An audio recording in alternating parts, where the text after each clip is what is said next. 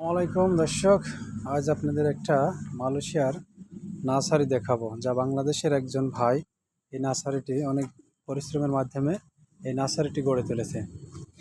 এখানে হাজারো প্রকৃতির ফুল গাছ, আম গাছ, সব প্রকৃতির গাছ আছে।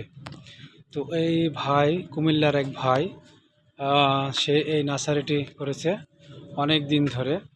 আর সাফল্যতা আমরা দেখতে পাচ্ছি এবং সে অনেক হ্যাঁ হ্যাঁ হ্যাঁ এবার সেই ভাই এবং তারই ভাইয়ের সাথে কথা বলবো। আমাদের আছে ভাইয়ের সাথে, তিনি হচ্ছে এখানকার ওইনার, আমাদের আমির ভাই। তো এটা কতদিন ধরে করছেন এই বাগানটা আর কি?